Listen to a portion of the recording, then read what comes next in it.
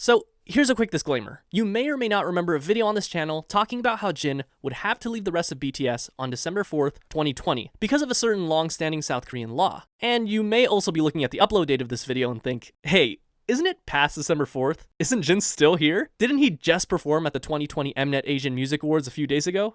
There! That's him right there. Okay, we can all see that he's still here and he hasn't shaved his head yet.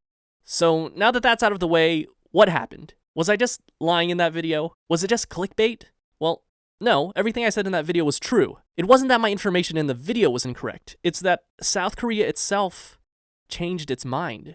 If you've watched this video before, I should let you know that this video is mostly the same as the last video, but I changed some of the information to reflect the recent changes in South Korean legislation in order to avoid misinformation. And I also fixed some audio issues that really bugged me. But there's also a good chance that you haven't seen this video before. I mean, when this video was uploaded, we only had 37,000 subscribers. So if you haven't seen it before, enjoy. And thanks again for the 100K.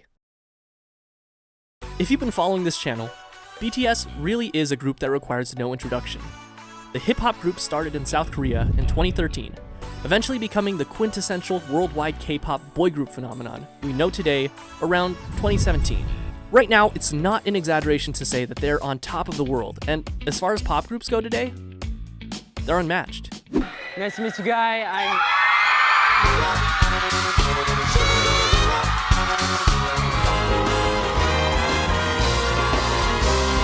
Their popularity is being compared to that of One Direction in their heyday. Or even the Beatles. They're the first Korean act to reach #1 on the Billboard charts, and they just became the first group since the Beatles to earn 3 #1 albums in less than a year. Just like every boy band before them, they have their own massive fan base. Their fans, known as ARMY, are some of the most passionate fans that you can find in the whole world. However, starting in December 4th, 2022, ARMY will likely see the members of BTS join the South Korean Army. You see, mandatory military service in South Korea has been around since 1948. The beginnings of South Korea as a country, this mandatory military service was so important for the new country of South Korea that it was put into its constitution as Article 39, which states that all citizens shall have the duty of national defense under the conditions as prescribed by Act. This means that all physically able men from 18 to 35 must perform military service. And while women can as well, they're not required the same way men are. And if you're at all familiar with the events in Korea that happened during the 50s, you understand why this is so important to them. And while the Korean War had a ceasefire agreement on July 27, 1953, it was exactly that, a ceasefire. The war, technically, never ended. Because of South Korea's unique relationship with their neighbors to the north, an active military has been deemed necessary, always ready in case of a surprise attack, something that, as a possibility, has never left the minds of South Koreans. So, now that we have that out of the way, what exactly will be happening on December 4th, 2022? On August 1st, 2018, the South Korean government made a shocking announcement. The required age that all able-bodied males must enlist was dropped from 30 to 28. This meant that when the oldest member of BTS, Jin, turned 28 on December 4th, 2020, he would have been required to enlist according to South Korean law. We all thought Jin would be leaving us by the end of 2020, but just when it seemed like all hope was lost, Jin got an early birthday present. Only 3 days before Jin's birthday, on December 1st of 2020, the South Korean government made a surprise announcement that allows select K-pop stars to postpone enlistment until they turn 30 rather than 28, effectively changing the big day of Jin's departure from December 4th of 2020 to December 4th of 2022. People are already calling it the BTS law. Perhaps the government of South Korea found the kindness in their hearts to listen to the voice of the people, or perhaps it's because BTS rakes in almost $5 billion annually for the entire country. So you better believe that the group, and by extension, ARMY, probably had some hand in this. And while this is definitely exciting news, just remember that this is not an exemption, but a deferment. Well, the first problem is that even before enlisting, there's an issue that prevents candidates aged 25 to 27 to only a total of 5 trips in the course of 2 years, and each trip is limited to a maximum of 6 months. Thankfully, another announcement by the South Korean government was made in September of 2018, reducing the length of required military service for conscripted soldiers who enlist in 2020 and after. The Army and Marines are reduced from 21 months to 18 months. The Navy is reduced from 23 months to 20 months, and the Air Force is reduced from 24 months to 22 months. So really, 2022 is not a bad time for our boys to join the military. If this is news to you, this whole process may seem a bit archaic. The only countries with mandatory military service longer than South Korea are Singapore at 2 years, Israel at 2 years and 8 months, and finally, North Korea at 10 years.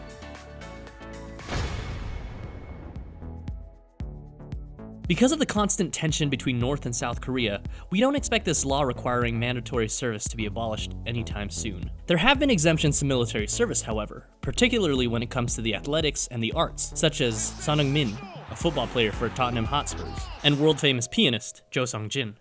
In fact, despite its strict policies on mandatory military service, the South Korean government has introduced a staggering amount of exemptions for athletes. The first exemption was given to a wrestler, Yang Jung-mo, after the 1976 Summer Olympics, and afterward, an exemption was then promised to any athlete who won a medal in either the 1986 Asian Games or the 1988 Summer Olympics. In 2002, the same promise was made to the national team if they reached the round of 16 in the FIFA World Cup, and again to the 2006 national team in baseball if they reached the semifinals in the World Baseball Classic. The decision to exempt athletes from military service was an extremely controversial one, and after this, public outrage ensued.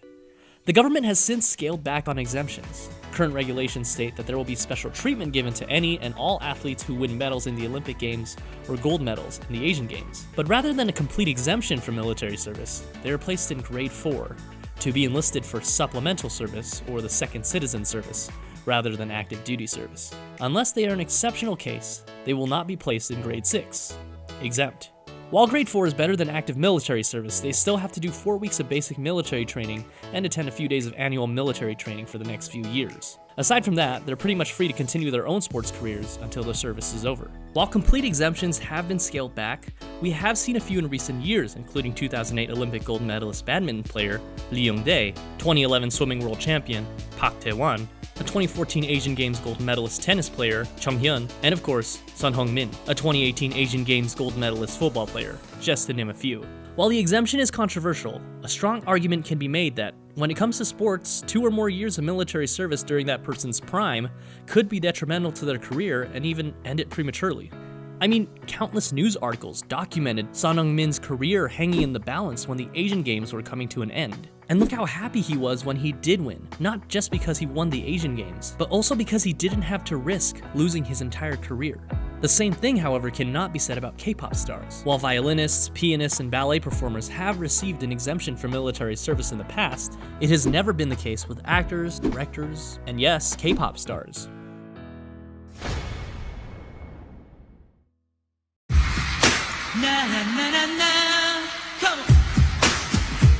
Popular in the late 90s and early 2000s, Yoo Seung-jun, also commonly known as Steve Yoo, is one such K-pop star who wasn't exempt from the draft and decided he didn't want to serve in the military. Starting his career in 1997, Yoo was the face of the K-pop industry, before there really was much of an industry. He won countless music awards and consistently topped the Korean charts. But in 2002, right before he was supposed to enlist for mandatory service, he emigrated to the United States and became a naturalized American citizen. Little did he know that this decision would completely end his music career in Korea. The government considered this an act of treason, deported him, and banned him from ever entering Korea again. Immediately after, Yoo applied for a Korean visa at the Los Angeles South Korean consulate, which was promptly denied. In 2015, he appealed to the Korean court to reverse the decision to deny his visa, appearing on video, pleading on his hands and knees, saying that he'll do whatever it takes to be accepted back into Korea, but he was denied once again. He tried to appeal it a final time in 2017, but after a court hearing, he was denied once more, and he is no longer allowed to appeal his entry ban.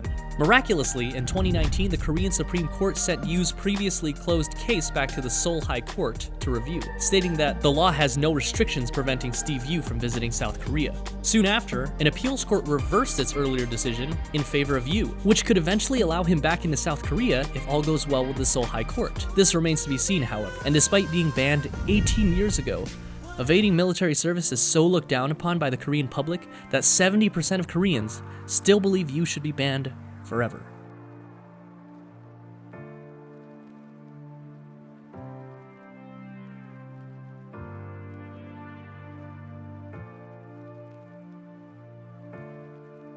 Perhaps the most high-profile Korean celebrities to have served in the military so far have been G-Dragon and the rest of Big Bang. They played it smart, and nearly all of them chose to enlist in 2018, with the exception of T.O.P., who enlisted in 2017. This resulted in the band returning nearly all at the same time in 2019, only a few months apart from each other. So what can be done in BTS's case? Here are 5 possible options that I've listed from option A to option E.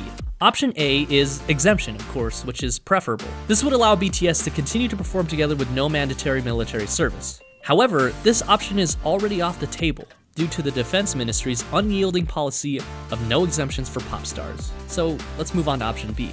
Option B, one after another. This will mostly be the same information as the previous video, but since the mandatory enlistment age for K-pop stars is now 30 instead of 28, 2 years have been added onto every date. If we assume that each member waits to turn 30 to enlist, similar to what we can assume Jin is doing, here's a timeline we can follow. And these are all just estimates based on their birth year. The order of enlistment and return may vary. 2022, Jin leaves. BTS is 6. 2023, Suga leaves.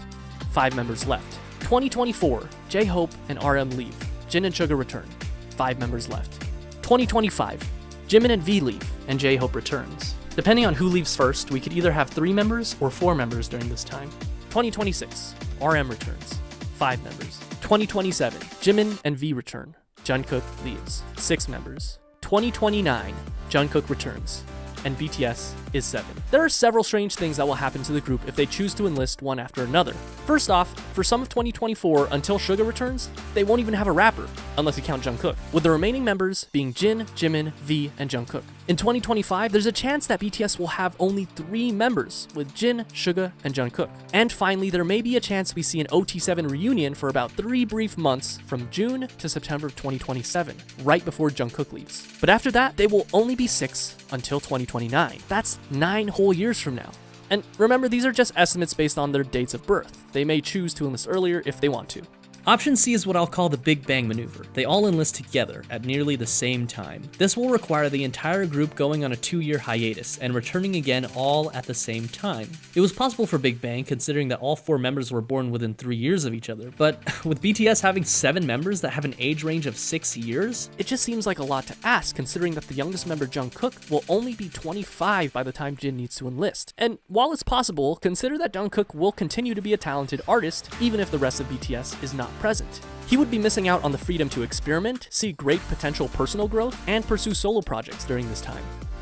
Option D is what I will call the Fentone solution, posted by Quora user Daniel Fentone while doing research for this video. He suggests that the enlistment can be staggered and done in 2 to 3 staggered groups, with the groups having at least 1 rapper and 1 vocalist, 1 English speaker, and 1 golden. This ensures that there will always be a group ready for concerts and promotions, as well as a comeback by 2023 or 2025 if we had 2 years with the new legislation. Now, option E is, are you ready? Wait until the draft is abolished or Korea is reunified. Now, for either of those, don't hold your breath. But it is possible. No matter what option BTS chooses, Jin says he's ready to serve, as is the sacred duty of every South Korean citizen. 만약에 결정되더라도 정말 좋은 모습을 보여드리기 위해 노력하고 있습니다. Now, what do you think they'll do? What do you think the future holds for BTS? If there's a suggestion that hasn't been discussed in the video, let me know in the comments. The original video came out in February of 2020, back when we had less than half the subscribers we do now, and the great feedback and support we've received since then have been absolutely enormous. First off, if you've been with us since then, thanks for watching it twice. And I guess even if you're new, a big thanks for all the love and support. Also, keep an eye out for the next big update to this video in 2022. Thanks for watching. Hey guys, if you like our video and want to support our channel in any way, buy us a coffee on Ko-fi. There's a link in the description below. Thank you so much for your continued support.